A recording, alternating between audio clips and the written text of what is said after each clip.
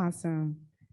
This event is co-sponsored by Minnesota State University Moorhead. Funding has also been provided to HCSCC from the Minnesota Humanities Center through the National Endowment for the Humanities as part of the American Rescue Plan Act of 2021. NEH is committed to sustaining the humanities through the American Rescue Plan. We deeply appreciate our sponsors for making this event possible tonight. Before we get started with our event, I would like to recognize Destiny Holiday, who passed during this last year. Her efforts in making a difference within the African American community is most reputable. Destiny Holiday received this year's More Heart Award. Now I'm going to read an excerpt from the City Council notes when Ms. Holiday received her award.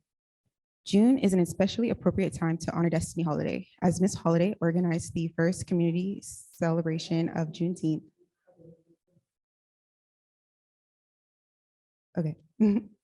Celebration of Juneteenth in Moorhead in 2019. Juneteenth, or Jubilee Day, celebrates the emancipation of those who had been enslaved in the United States. Destiny was influential in her efforts to have that day commemorated in Moorhead with gatherings and celebrations, while always remembering that we must continue to work toward equality. In a 2019 television interview, Ms. Holiday stated, "I wanted to bring this celebration to the Moorhead area because I live here, and because we are surrounded with so many nationalities and we are growing. We need to have a celebration in honor of the people that have been enslaved, children that have forefathers that have been in slavery." Now I would like to introduce Marcus Kruger, Programming Director of the Historical and Cultural Society of Clay County, and his short presentation on Juneteenth's history.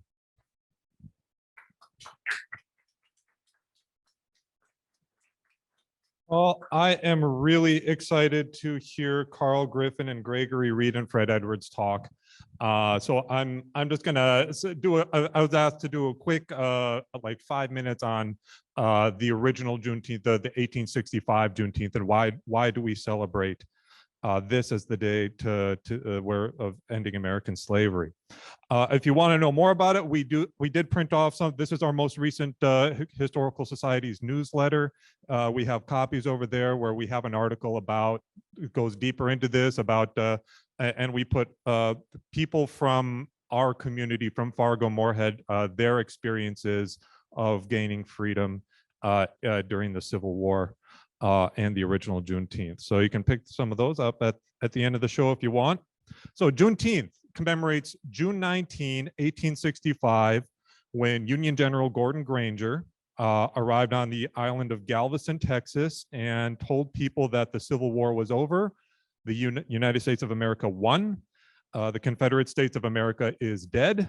And anybody around who is still enslaved is forever free.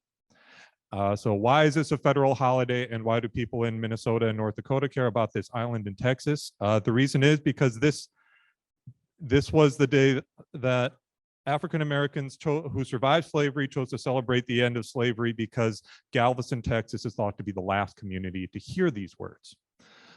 So this holiday they call Juneteenth is the realization, it's the culmination of the Emancipation Proclamation being issued almost 3 years before. We've all heard about the Emancipation Proclamation. It was the emancipate on September 22nd, 1862, so about a year and a half into the war. Abraham Lincoln puts out an executive order called the Emancipation Proclamation that said that if the rebellion isn't done by the end of the year, then everybody who's enslaved in the 10 rebelling states will be forever free. And the rebellion didn't stop, so the Emancipation Proclamation goes into effect January 1, 1863, and from that point on, the Civil War became a war to end slavery. But there were two major limitations on the Emancipation Proclamation. One problem is it only applied to people who were enslaved in places where their state legislature had them join the Confederacy. So it applied to Mississippi and Virginia, but there are some slave states never left the Union. So Kentucky, Missouri, Maryland, those are places that that where slavery was legal, but they never seceded from the Union, so it didn't apply to people enslaved in Kentucky. Why not? Because Abraham Lincoln didn't think he had the constitutional authority to end slavery in the whole USA. He didn't, and people agreed with him that we need a constitutional amendment to do that. The president can't just sign it away. But President Lincoln did argue that he had special war powers that said he can do a lot of stuff if it'll end this rebellion that's threatening to destroy the whole country. So he used his special war powers to say that we can end slavery in those 10 rebelling states. And at the same time, he fights to get a proposed 13th Amendment to the Constitution added into the Constitution, and that would end slavery once and for all in the whole USA. And that 13th Amendment, it did eventually pass, and it went into effect on December 18, 1865. So the last enslaved Americans were freed actually 8 months after the Confederate Army surrendered, and actually 6 months after Juneteenth. So that was a legal problem with the Emancipation Proclamation. The other limitation is that for most of the people that it applied to, they were living in Confederate-controlled territory, so it didn't really apply to them yet. Because if you live in Texas, it doesn't matter if the President of the United States tells you that you're free, because the President of the Confederacy says you're not free. So in order for the Emancipation Proclamation to mean anything, we have to win the war. So from 1863 on, the U.S. Army was an army of liberation. Enslaved people knew that if they made it to the U.S. soldiers or sailors, they were free.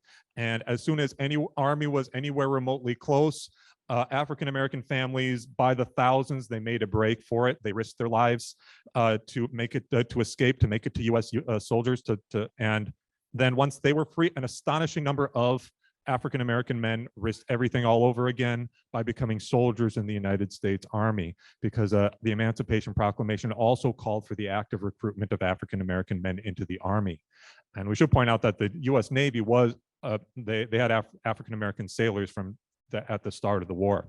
So according to the African-American Civil War Museum, 209,145 African-American men served in the U.S. military in the Civil War. Long story short, the U.S. did win the war, win the Civil War, and we celebrate. So on April of 1865, the Confederate Army surrendered, but people were still being enslaved wherever enslavers can get away with it. And so freedom had to be enforced. And as soon as the USA wins the war, we got 1 million guys in the uniform. We send them out to all parts of the country, to every community in the South, to bring that community back into the country, to reestablish order, to reestablish stuff like the post office, and to, if anyone's being enslaved anywhere, then we will. They will be freed, and the Army will also guarantee their freedom. They'll ensure their freedom. And that actually took a while. It took about 2 months before U.S. soldiers got to the last place, Galveston, Texas, June 19th, 1865. And so I think I guess just to end it, to conclude, I think that it's really kind of profound that we celebrate the end of American slavery on June 19th, because it points out, this holiday points out that ending slavery in America was a process. It was a hard and long process. It didn't end because Abraham Lincoln said some magic words. 3 years after the Emancipation Proclamation ended, there were, in that 3 years, millions of people were still suffered under slavery, and hundreds of thousands of people died trying to destroy American slavery. And each man and woman who were enslaved when the war began had their own unique freedom experience. It happened on different days, different circumstances. And it was African-American communities across the USA who decided that the holiday to celebrate the end of American slavery should be the day that the last enslaved people were freed. And that's why that day in Galveston, Texas is celebrated by people in Georgia and Virginia and New York and California, and as we will find out tonight, in Minnesota and North Dakota. Gabby?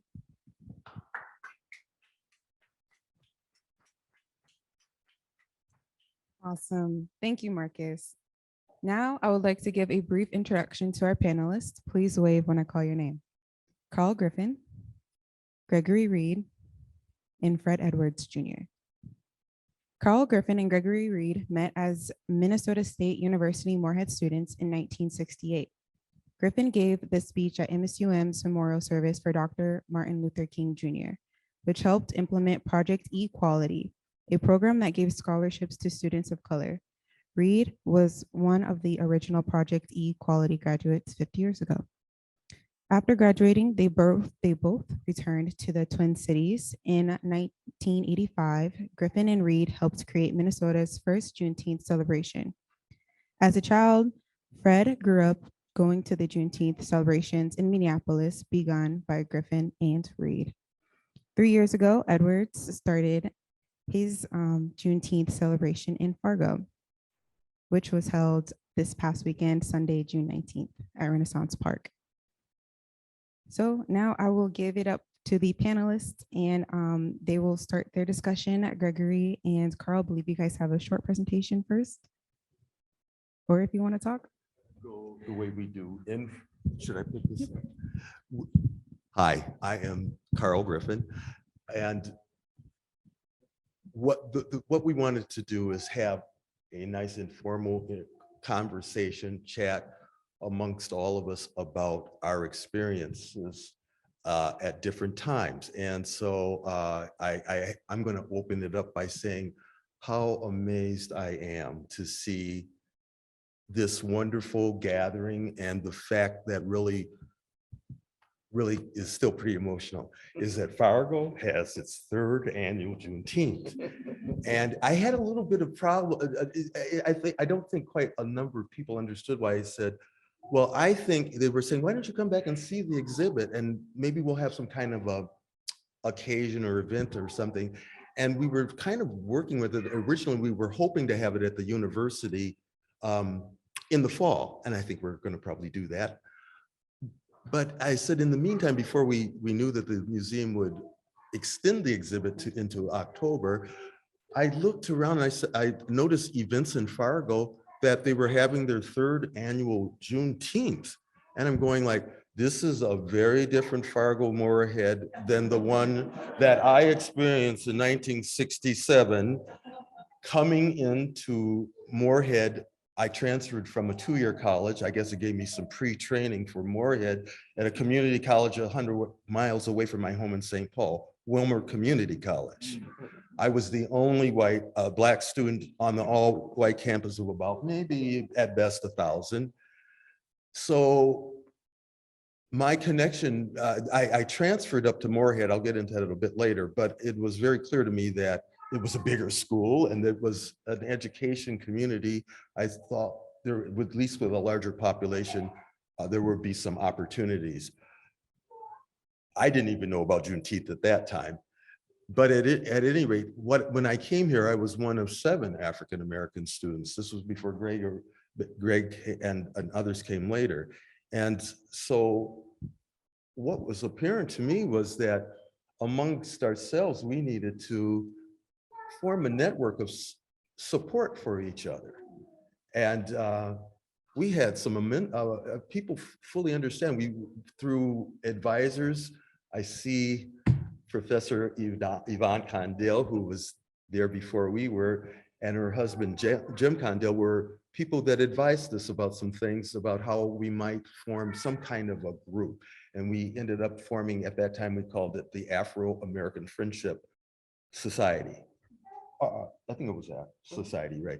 And so that was a way in which we could reach out to the students over at Concordia College. There were black students over there who were exchange students from Virginia University. Some of them I am sure are watching from their homes tonight. And there were, of course, students over at North Dakota State University, a few of which were from the Twin Cities. And we formed this tri-college group to have support, and among the various allies that we began to form friendships with, that are many of here in the room and are my classmates.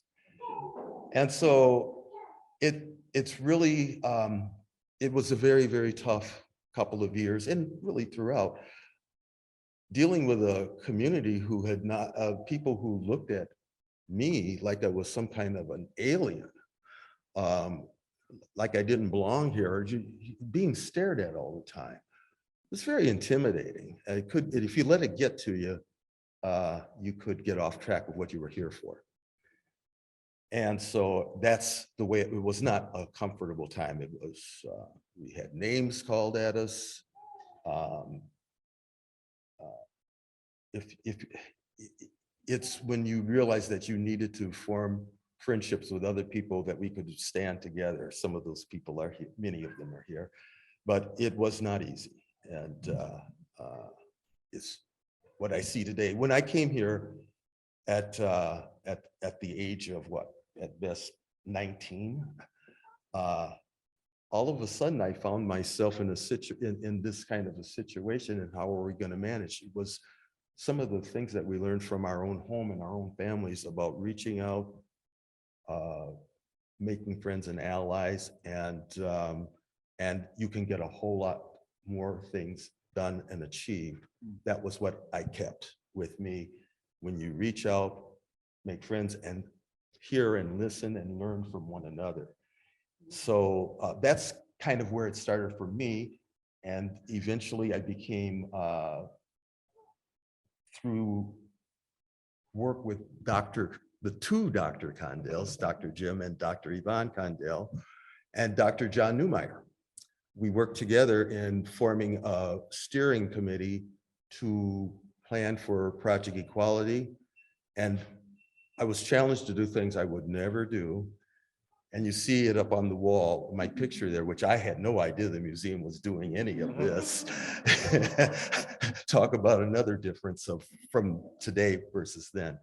And I was giving a speech at I won't say the behest, I was sort of like surrounded by Dr. Newmeyer, who was an amazing man and a very inspirational man, and Dr. Dill, their leadership, but they inspired me to, and all of us, I think, to hang in there, work with people, and go ahead and be who you are, and stick up for yourself.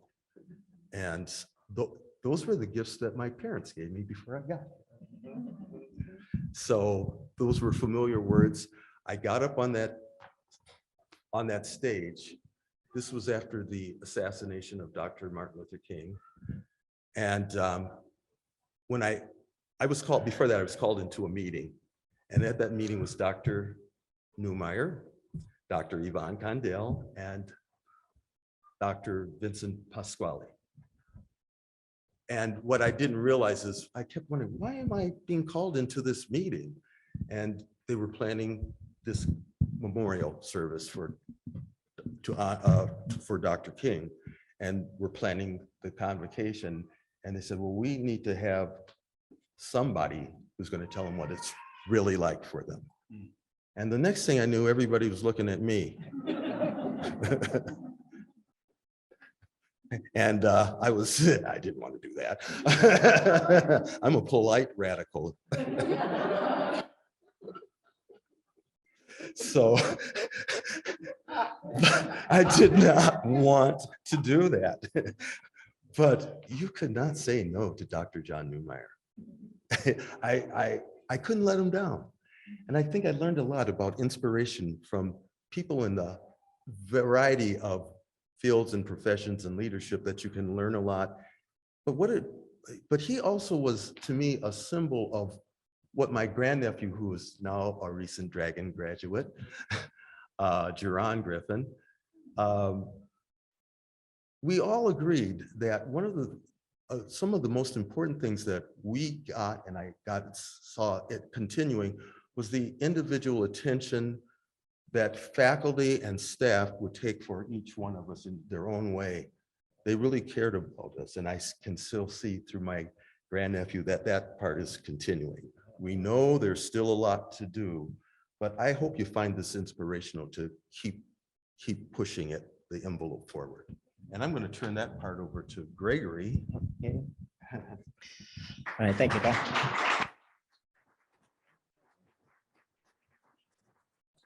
Get my own. You get your own. All right. Doing better with learning technology. Oh, listen, I want to thank you for. Okay, I really want to thank the committee, the museum, the college for allowing me to reflect on these past years. You know, you look back and that time for us has gone by very quickly. And my mind, in fact, is locked into that past in many respects. And this reflection has given me an opportunity now to share with you some of those past things. Now, we have to remember that in 1968, the time was very different from 2022. It's a very significant difference. When I first came to Moorhead, I had my own perceptions. You know, we all carry our individual perceptions with us. Mine, when I came up that long highway and the tallest building that there was for miles that I was looking out here was a pasture, was Nelson Hall. It's like, holy cow, where am I? I mean, there were open fields, you know, and there were animals walking around out there. And it was really a very, and we really didn't know what to expect. This program, this is a brand new program. I'm carrying my own baggage, and we all have our baggage that we're carrying. I grew up on the near north side of Minneapolis. I'd gone to the University of Minnesota for a quarter. You talk about being alone. I mean, this whole, what we'd be doing in here is looking at some screen or something for a lecturer to tell us to make an appointment to come see him if we have any questions. I didn't last, and I decided, well, let me go into the military. And I spent 2 years in the Navy on active duty. And it was, that experience was interesting because that was the beginning of my cultural awareness.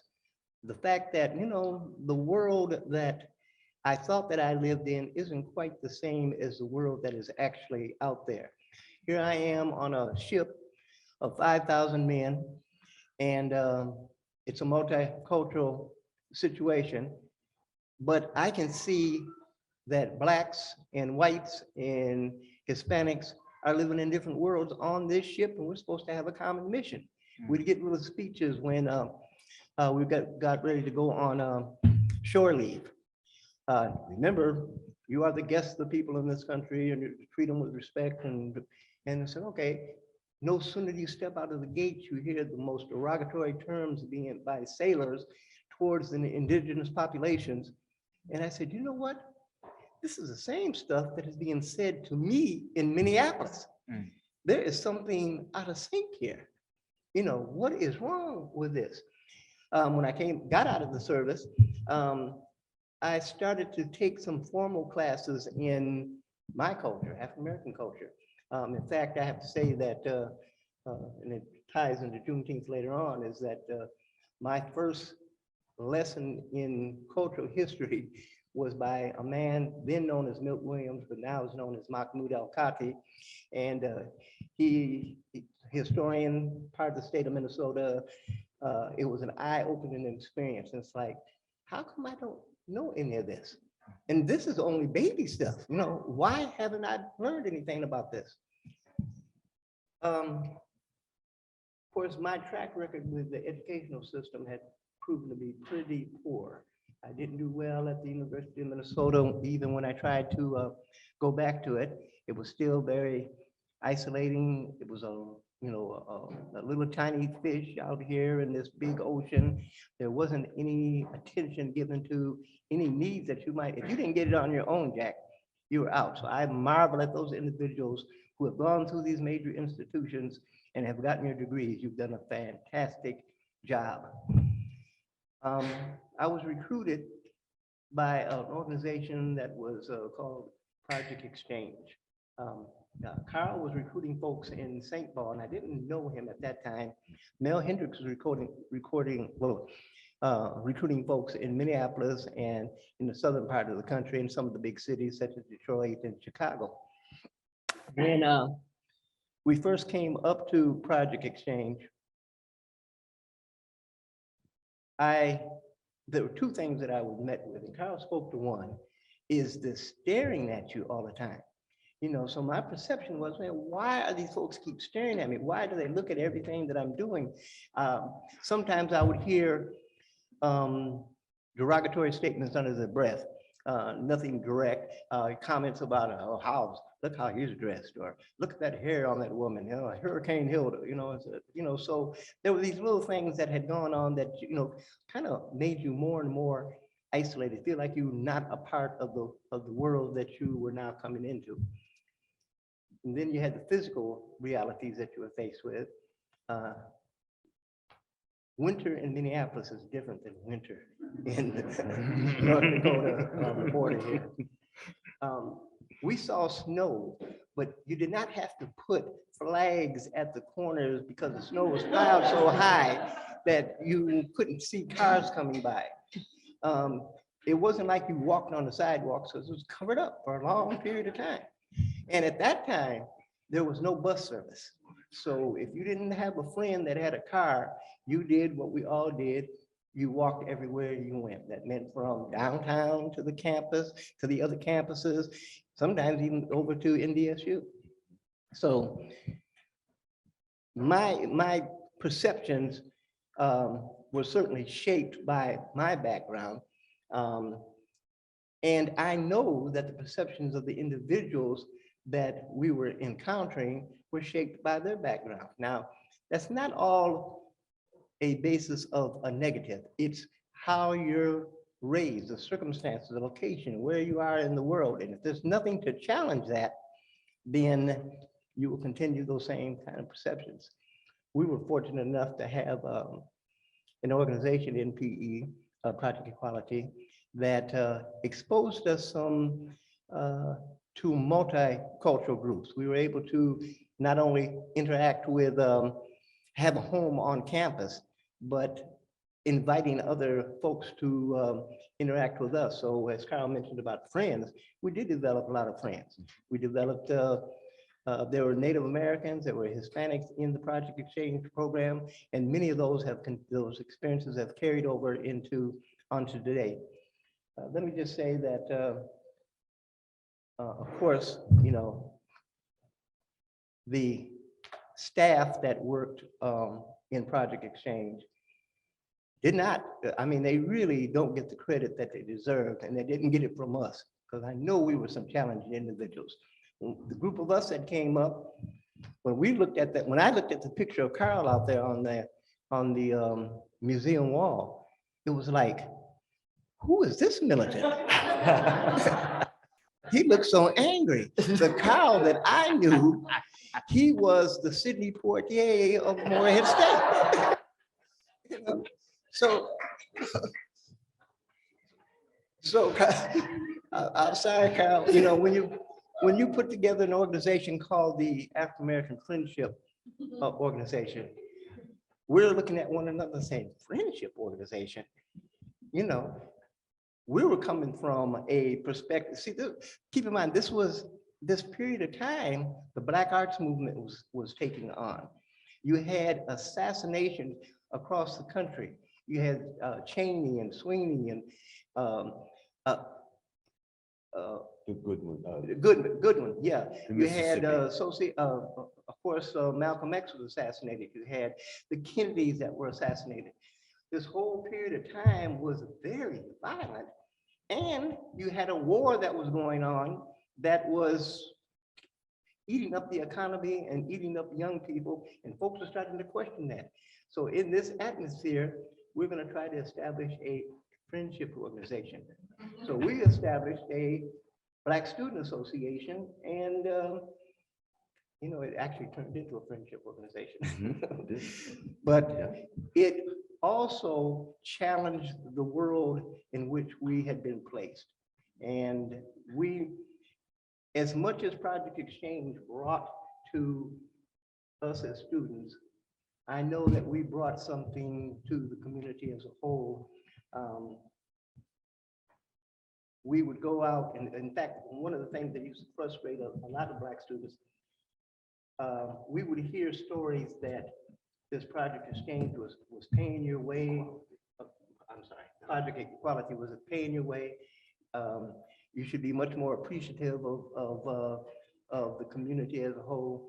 But we went out and spoke to many groups. All the, I mean, some of the young ladies that were involved in Project Equality, they would go to Detroit Lakes, and I mean, we would go all around the community and share our experiences and what our aspirations were, what our hopes were, what our frustrations were.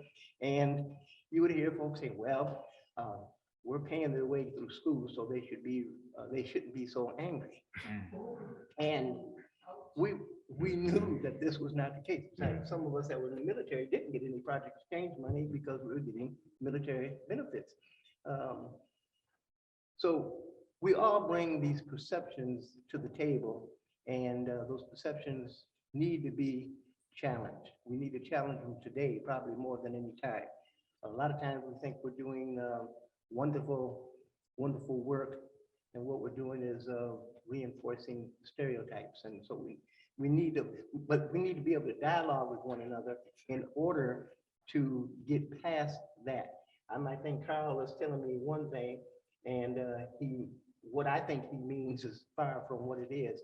So when I'm encountering young black whites or Hispanics, or we have to be willing to talk past just the sound checks. You know, we got to be able to endeavor. And Project Equality did allow us to do that. A culture center was developed. I know that Carl, in his day, in fact, the reason we ended up with a culture center in 68 and beyond was because they used to meet at the hotels and get together, and they'd invite non-Black participants and started that exchange program going. Well, listen, let me give this up for a little bit. You can put it down. You can rest.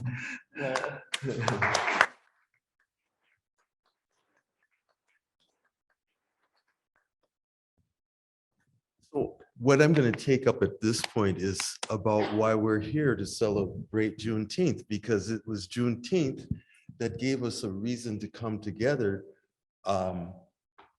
to talk. I mean, there's this history that we did not know about Frederick and his going to the first Juneteenth that Greg and I were on the steering committee of. So what we wanted to do is exchange our thoughts and what this ended up to be for how it got started. Because Greg and I, because we worked together with a number of other students, that's where we started to build our skills with organizing, reaching out to people, building community. And when we returned to Minneapolis, we ended up putting our life work into this in a whole variety of ways. I started out as a reporter, and that was a really good track for me to do. I was a general assignment reporter, and not unlike what I did. And my training began here in Morehead State. I see Catherine Tweed. She and I worked together at the forum. She and Nancy, I don't think Nancy Hansen is here yet, but we all worked together at the forum as nightside cub reporters. And so I had my group of support, and it was because of my friends at the forum that encouraged me, because I didn't know what I wanted to do. I had a lot of music experience, but I didn't have, I'm now reflecting about a mentor. Somebody with experience. I had 13 years of classical piano training in St. Paul. And I came here because I knew about the arts and the music program, Concordia College. I'd see the choirs, and I sang in choirs all the time. Not that I had that great a voice, but I knew how to read the notes. So I came up here to do that. It wasn't a good fit for a whole variety of reasons, but I got to come back to it later. what I got was encouragement because people noticed my skills with writing, communications, reaching out, doing things I didn't necessarily want to do. And they encouraged me, said, Moorhead State had just started its mass communications department. How old is the department now? Would you, Catherine, was it about 50 years, years ago? 54 years ago. So we were among the first graduates of that program. So we have another celebration going on here tonight. And it was my friends at the forum who said, well, Carl, all you need to do is enroll in that department. You've already accumulated a number of the credits in the various liberal arts courses I was taking, political science, art appreciation, political science, sociology, just any number of things. And somebody says, well, you're a wanderer. You like to explore around and stuff like that. I says, yeah, I guess that is a good description. But that was a good wandering I did in journalism because of my friends mentoring me, saying, you've got it, go for it, in my own peer group. And so that's what I got. I got support, mentor. So I got a good fit. I didn't leave Moorhead because I had really good options, additional things, and people who knew me who could steer me in that direction. And that really mattered. Throughout the years, I always saw people, we followed one another in our careers. For instance, one of the staff members at Moorhead State was Melva Moline. Melva, when she was working on her master's degree at the University of Minnesota, would call me up and say, hey, let's get together for lunch. I mean, I could tell that none of her professors at the U of M would do that. But our professors really cared about us and followed us and kept in touch. And I really felt the warmth of how proud they were of it. I got to the Washington Post, and all of that. And they did all wonderful things. So it's so important to have that kind of personal interactions with your students and that sort of thing, because you never know what a difference it can make. And the reason I bring all of that up was it gave Greg and me in our work, when we went out and did our community stuff, Greg and I ended up working at Pillsbury Neighborhood Services together. And it was the mission of the organization was the perfect fit for their own mission of building stronger neighborhoods and communities of the people that they served.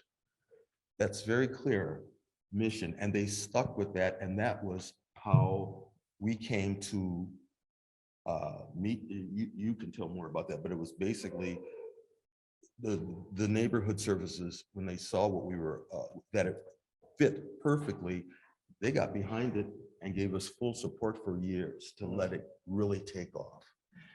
And so that's how we began. And Ray and I have worked on a whole range of things out throughout the year. It wasn't just Juneteenth, but when you put this exhibit up and you talked, I saw the third Juneteenth, I says, this is an absolutely remarkable period for us to sit and reflect.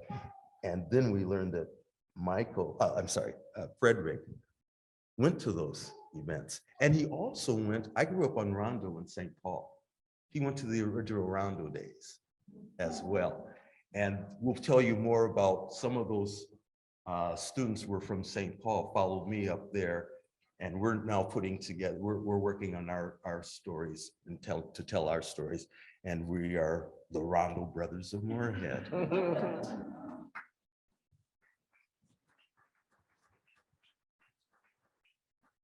So how do you follow that up? Well, since we're telling our story a little bit, I'm from the north side of Minneapolis. When I was about 14 years old, both my parents moved to Chicago, Illinois. And so I had a choice. Do I go to Chicago, a place that had just as many murders as Iraq, or do I stay in Minneapolis? And so I ended up going to Patrick Henry High School on the north side of Minneapolis for about 2.5 years, transferred to Washburn High School on the south side of Minneapolis, next to the Pillsbury neighborhood.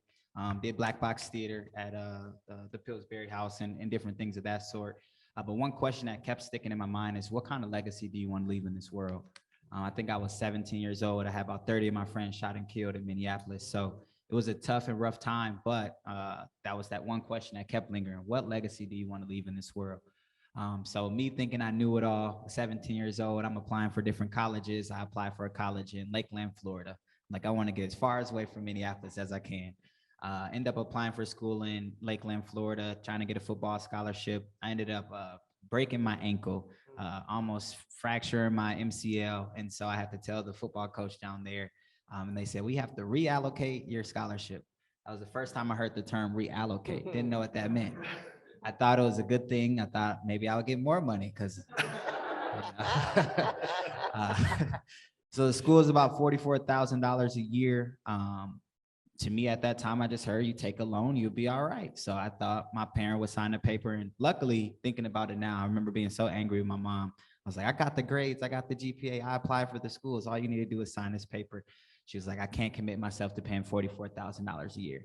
So knowing me, went back to the laptop and started looking for schools, looking up the biggest college town, best football team, lots of places to eat and work out. I cared about eating and working out a whole bunch.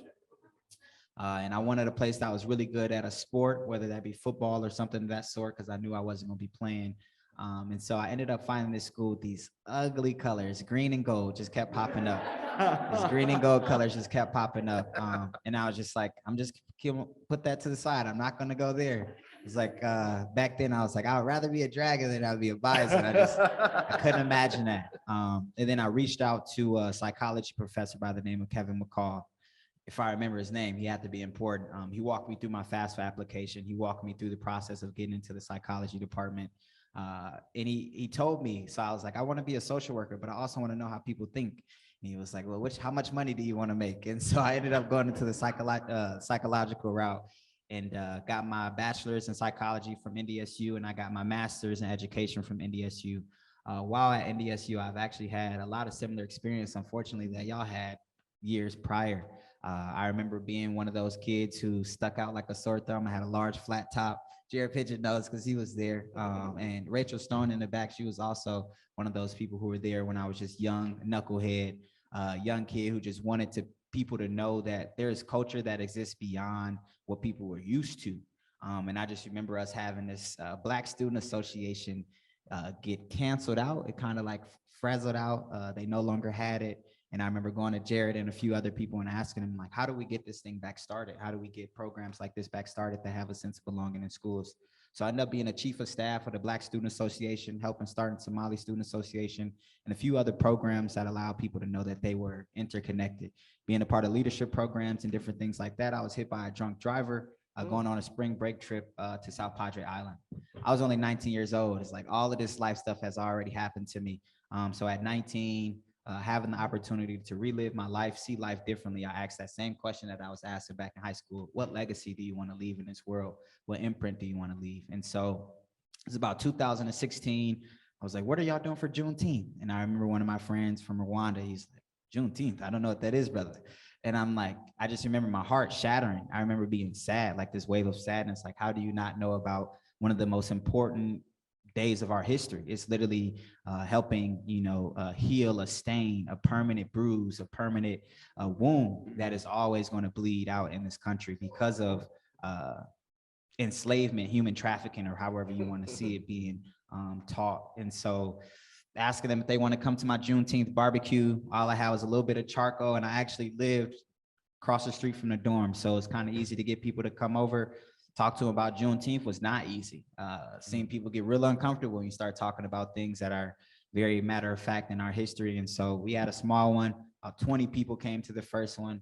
40 people came to the next one, and they started to grow a little bit more. And so once I got my master's in education, I figured, I'm out in the community a little bit more. I'm doing some things, so I'm gonna open it up to the community. We had our first one at Lindenwood Park, and actually Faith for Hope actually sponsored our food for that one. So that was like our first annual community barbecue, and that had about 200 people there. Last year was our second annual Juneteenth celebration at NDSU Renaissance Hall. We had about 435 people there. And this Sunday at Renaissance Hall, we had about 600 to 720 people come and celebrate culture.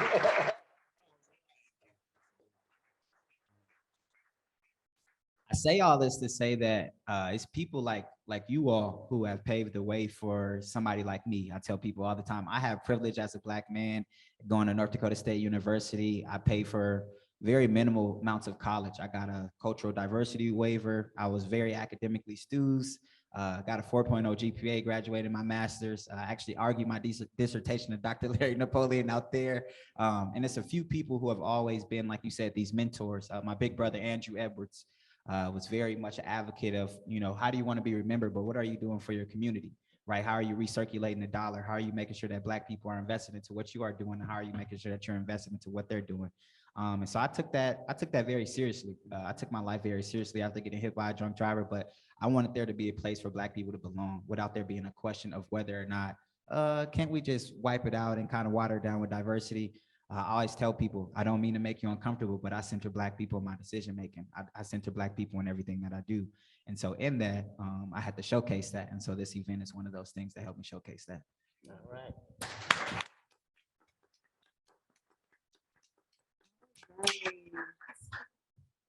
Thank you.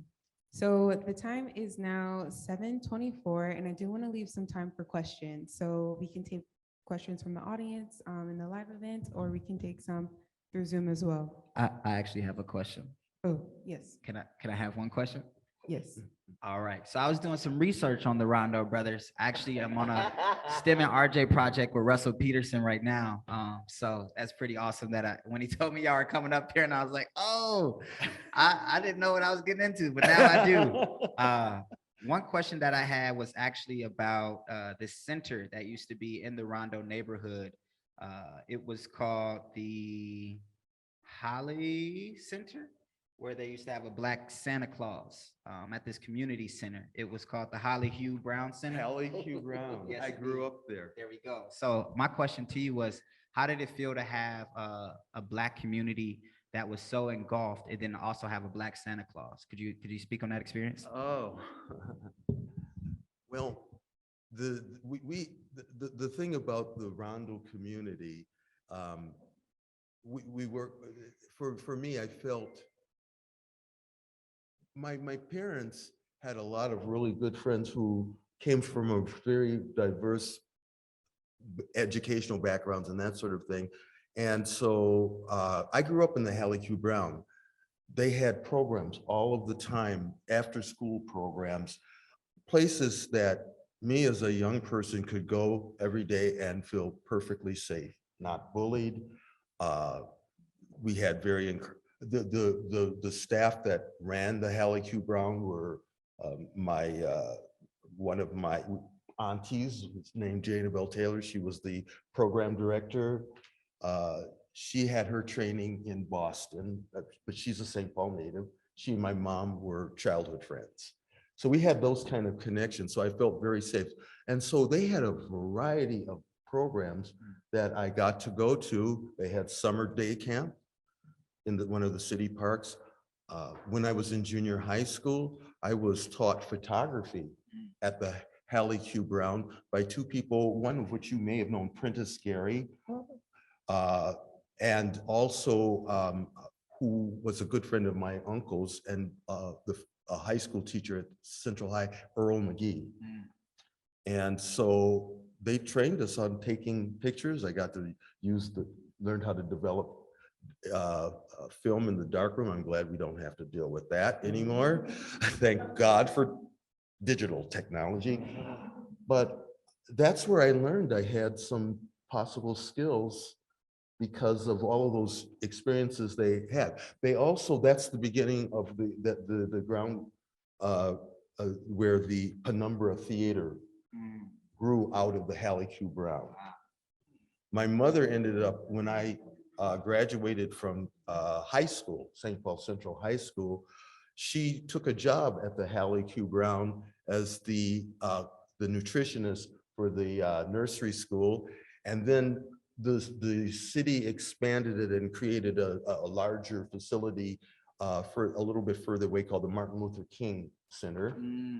And I was always confused, how did that work? I learned that was the name of the building, but it was Hallie Q. Brown's Programs and Operations. So my mother then, that expanded her opportunities, because then when they moved there, the Hallie Q. Brown organized a seniors program. And so my mother did the cooking and preparations and planning for first the nursery school. Now she's added on the seniors. They had a daily program, and she went on to get her certification from the St. Paul, now called St. Paul College, her certification as a nutritionist. And so that's what my experience was with Hallie Q. Brown. It was part of my life. You know, that Hallie Q. Brown was, that was a St. Paul Center. In Minneapolis, we had a sister center that was Phyllis Wheatley Community Center. And both of those centers were in the heart, of course, of the African-American communities. We never thought about it as being, how do you feel being Black there? I mean, everybody around you was all the same. What you felt was, I want to have fun in these places. And if I'm going to have fun, I'm going to have to follow the rules. I'm going to have to, I can't get smart. I don't care how bad I am in the street. When you get into Hallie Q. Brown, or if you get into Phyllis Wheatley, you yes ma'am and no ma'am. And you had staff people that I know that each of you remember, will remember to your death. For us, you know, it was well, we had staff members that we used to tease them all the time, or we'd call them big and heavy, and but they were just like Project Equality. They were dedicated to the community.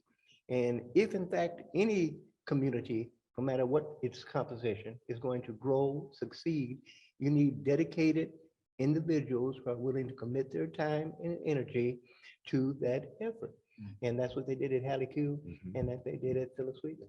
Did you say you went to Pillsbury House in Minneapolis?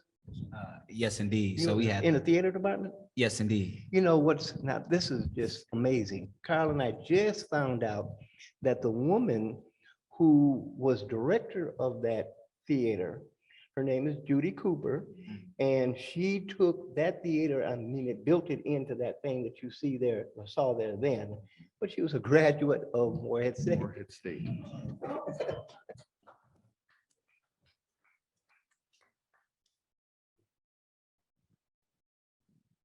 Yeah, I had a comment about your being unhappy at the University of Minnesota. Before 1965, no African American could live in the dormitories at the University of Minnesota. That's right. Many of them had to live the Hallie Q. Brown or live in families That's right. because African Americans could not live in the dormitories. Good point. I'll add to that one of my graduate classmates, Leroy Gardner, was among the first to be able to live in those dorms at the University of Minnesota. He was a basketball player. I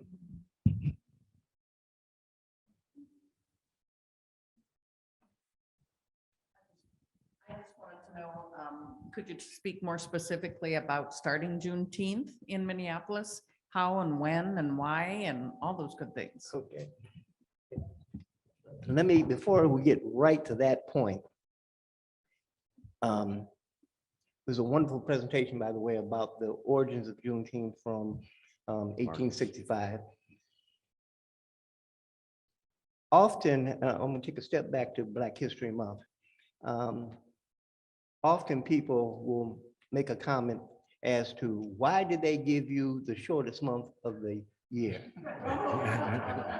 Only 28 days in, you know.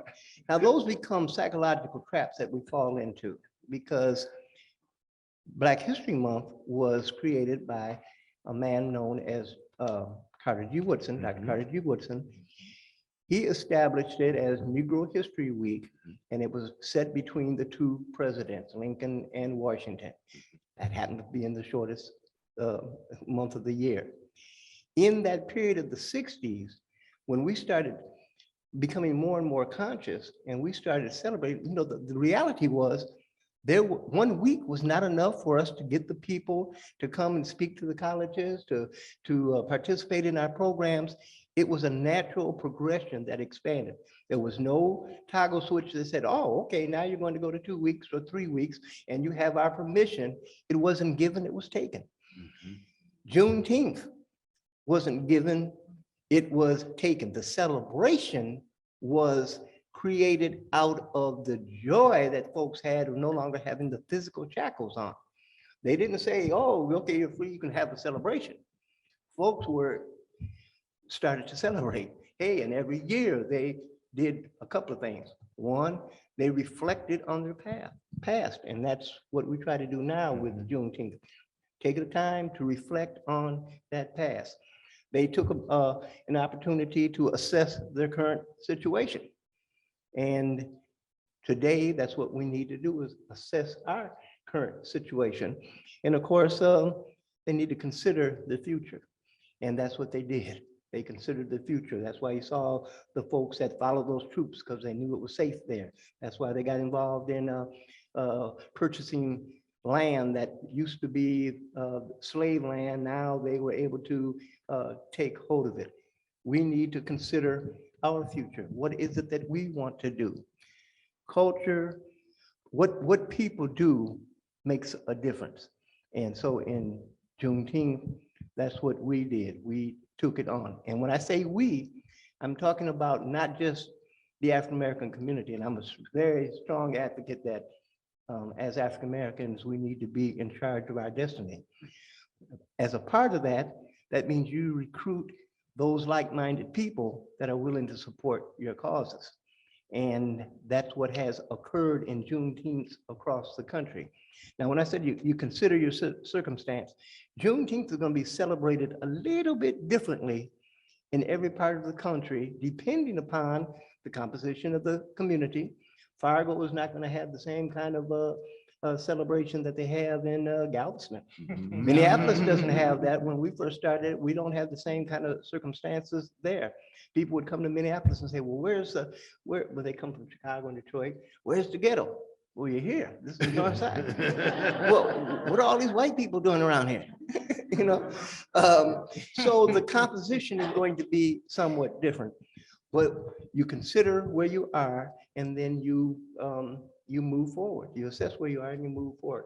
In Minneapolis, when we started Juneteenth in 1985, very mild-mannered young brother by the name of Michael Chaney. Have to give all credit to Michael Chaney, because he became the individual that folks would call us and say, get Michael, please pull Michael Chaney off us. He keeps, you know, he was like a pit bull, you know, he would just not take no for participation. Michael Chaney had a vision that this celebration known as Juneteenth was an opportunity to unify people. And we needed to take that opportunity, and he didn't want to hear anything different. So when he came to Oak Park Neighborhood Center, where I worked and was director, he asked, like folks ask, do you know, like asked Fred, hey, do you know anything about Juneteenth? Well, yeah, I'd heard of it because Mahmoud El-Khati had helped me understand a little bit about my history some 30 years earlier. So when we make a long story short, is that we wanted to, I only had a few weeks before the Juneteenth was going to occur. He came very, very late in the game. I said, well, look, you know, just work with my staff and they'll get it. My staff kept saying, what is this Juneteenth? And Michael Chaney, he's got all those long dreads and stuff. And I smell that coconut oil on him and stuff. You know, so I said, well, I think I better cancel vacation. But what we did to help that Juneteenth in Minneapolis at that time in history is that we formed a committee system. We allowed anyone that wanted to come in and help build this thing that we were calling Juneteenth, that they wanted to educate the community to it. They wanted to consider where we are and bring other institutions in to show what was in our neighborhood and what was available to the residents. You could join the committee. Now, there was a caveat, and we used to have some folks that would say that if you had a particular skill and you had a wonderful idea, you're chair of that, and you pull together the people that you want to have work on that with you. You have to bring it back to the central committee, and we will okay any of the, and if it's going to work, it requires that you have people of integrity that are sitting on those committees. You cannot have selfish individuals. You have to challenge and weed that out immediately. Otherwise, your program could not work. And we had some situations where we had to ask folks not to participate with us. One of the big things that we found, it takes money to operate these things. We had cigarette companies and liquor companies said, hey, we don't want to set up anything. We'll just let us come and pass out samples of the cigarettes and certificates of the liquor. Committee said, yeah, no way. We're not trying to promote that in our community. If you want to drink, cool. I mean, folks drink at Juneteenth all the time, but we're not setting up a program that potentially is a deterrent to the development of our community. And we had all kinds of individuals. You had to have we found out very early on, you had to have an institutional backing. People aren't going to give money to Greg Reed because he has a good idea, but they would give money to Pillsbury United Neighborhood Services that had an existing program by the United Way that would be willing to account for how the money was spent. And we had an organization, this is where Kyle came in, that sat on one of our boards and stuff, is that the director of Pillsbury United had confidence in us and did not put any obstacles in the way. No, I mean, very seldom do you have an opportunity to, hey, whatever you decide to do, do it. We had so many folks on the committee. There's so many stories that I want to tell you about that Juneteenth, because it makes a difference in terms of the kind of people that are willing to get involved. And I'm talking about people, grassroots folks in the community, to folks that are working in corporations that was able to come together. Michael Chaney was really the spear tip that made folks uncomfortable or angry sometimes. They'd give us phone calls, would you please call him off? But we had an institution and a group of individuals that supported the concept. They were always educating, and they were always of great integrity.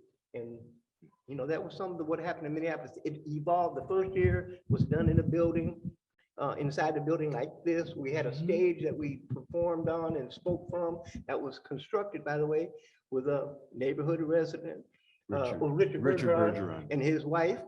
They physically built a stage for what we called then All People's Coffee House, and it fell right into line with Juneteenth.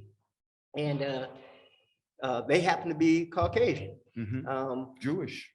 Okay, and we happen to have That was our neighborhood, was mixed in that. within the organization, is even though I sat, I never chaired the committee, but I was director of the facility in which it occurred.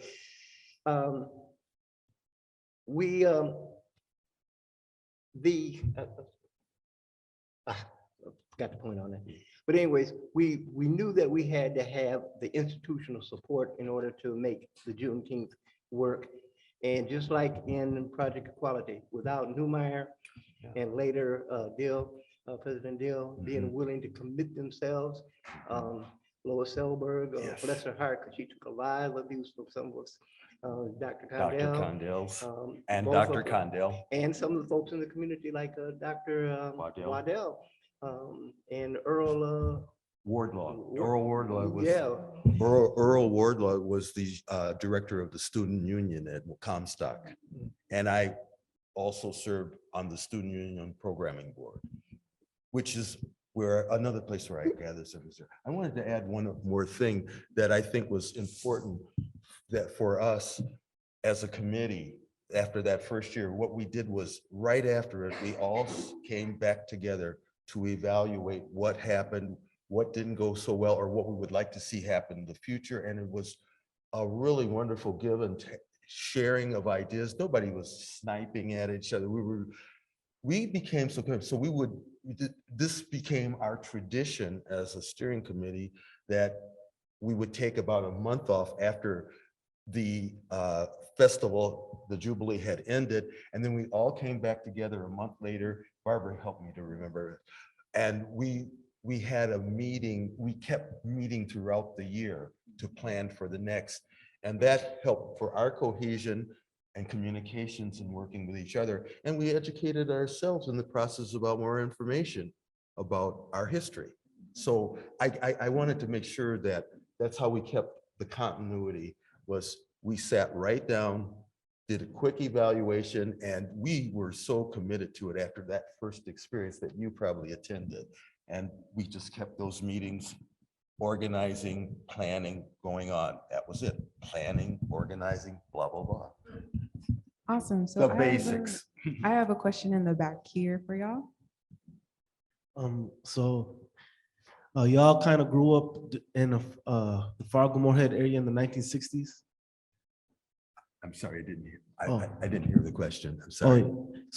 Y'all grew up in the Fargo Moorhead area in the 1960s. No, no, Oh, no. I grew up in St. Paul, Minnesota, St. Paul. on Rondo, Yeah. and Greg grew up in North Minneapolis.